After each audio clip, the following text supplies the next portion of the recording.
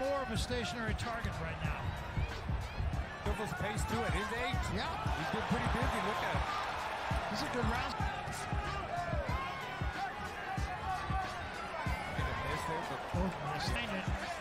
Right. Very sneaky with his uppercut. Silva Most definitely. ends it with a flourish, finishing around with a flourish here, but isn't enough. I don't think it's enough. Jake Paul combinations to the jab, over the top. He changed the right hand to the body. Do not throw punches at the bell. Okay? Listen to me. By his body language in the corner. Jake Paul showed a lot. These guys do have a lot of respect for each other, and you heard that in the build-up to this fight as well. Dennis O'Connell and Chris Wilson both scored the bout 78 to 73. Problem child, Jay.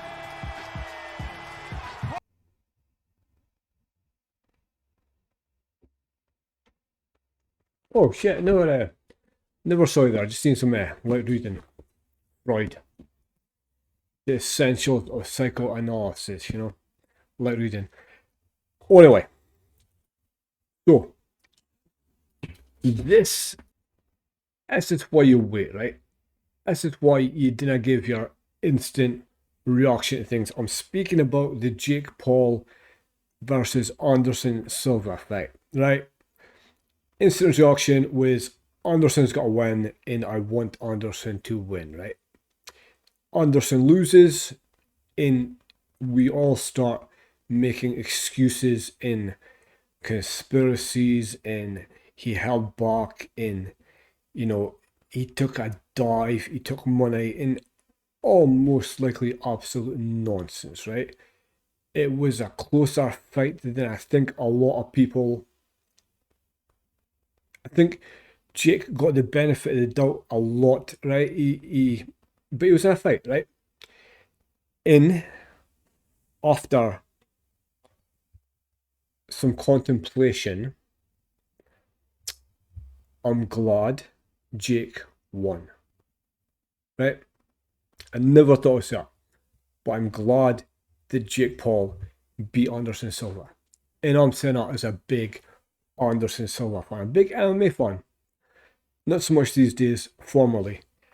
In the Anderson Silva era was something special, right? Now, a big fan of Anderson, but I'm glad that Jake beat him. I'm glad that Jake beat him because Anderson's story is finished, right? He had a career, an amazing career, right? He's in the conversation for greatest of all time, undoubtedly. Amazing career.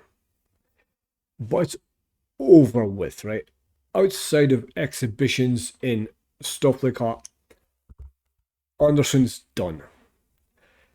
Whereas I think the Jake Paul story, I wanted to continue. I want to see how far he can go. I didn't think he's done yet. And here's the thing. Once Jake loses one time, it's a wrap.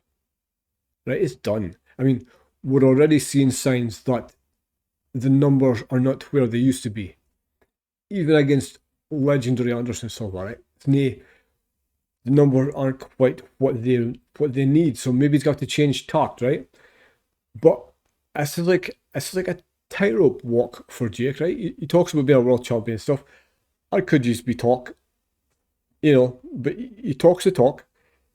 But this is not a boxing prospect who, you know, once he loses a fight, he's got to go back to the drawing board and build himself up again. He'll get some easy fights come along. This is not that. Once Jake loses, it's a wrap. It's done. It's over with, right? And I didn't want it to be over with just yet, right? I admire the shit of what he has done, right? It's like, I remember, it was like, there was something about pro wrestling, right? Somebody said in pro wrestling, it's like, either make them love you or make them hate you. And it doesn't really matter which it is, right? The secret is to make people have strong emotions about you, one way or the other. If it's just, white rice, average, unoffensive, nobody cares, right? Nobody cares. You can be the best boxer in the world. Well, maybe if you're the best boxer in the world, that's different, right? You can gauge your own skill. But if you want to create attention, in interest, in money in this world, make them love you or make them hate you. It doesn't matter. Just get people to have emotions about you. And Jake's done it big time, right? Jake is I'm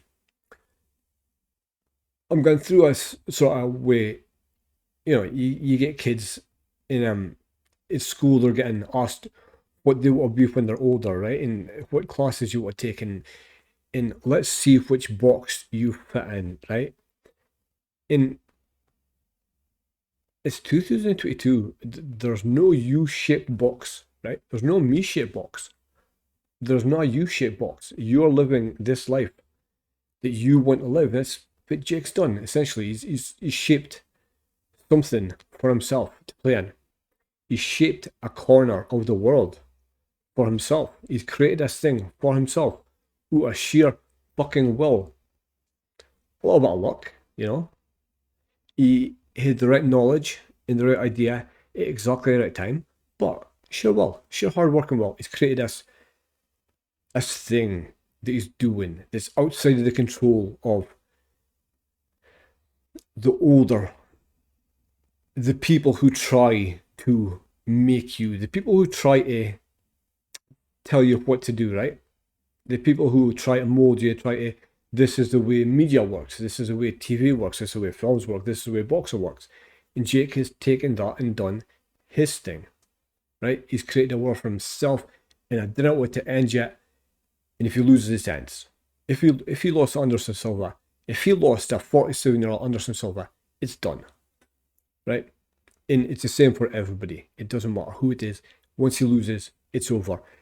So Jake wins, beats Anderson.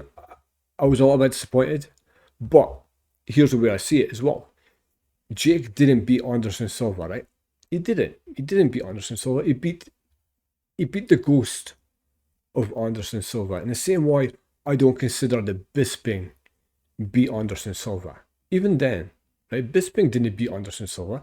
Bisping beat the ghost of Anderson Silva, a version of Anderson Silva. Wasn't it the real guy? Same with Laurie Holmes, Muhammad Ali, right? Laurie Holmes beat Muhammad Ali. Did he really? Did he really beat Muhammad Ali, or did he beat the shell that Muhammad Ali was at that time? That's why I say it.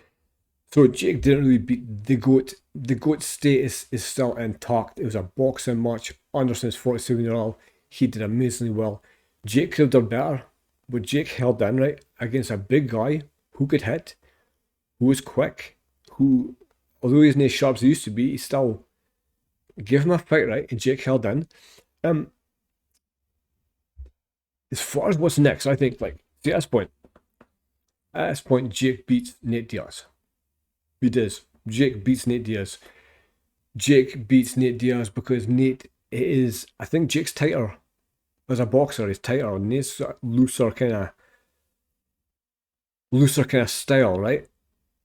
Like, Nate, he's got a weird style of boxing, but I think Jake is tighter defensively, and I think he will be able to outwork and outpoint Nate Diaz.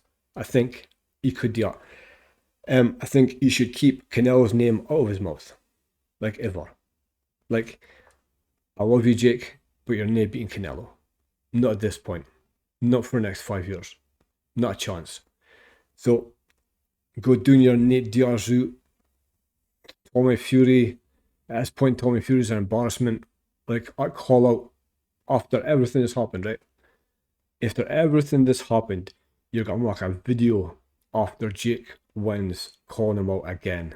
Really? That's fucking embarrassing, mate. Get on with your life. Decent and worthy. And see how it goes. So, fight Nate. Nate looks like the next fight, does it? Or does he fight a boxer? Like, fuck Tommy Fury. Keep away from Tommy Fury. Find another boxer. Find somebody else. Not Canelo. Do not fight Canelo. But, apart from that, yeah, I'm not sure how much longer it's got lost, but I'm here for it. All the best, and I'll catch you next time.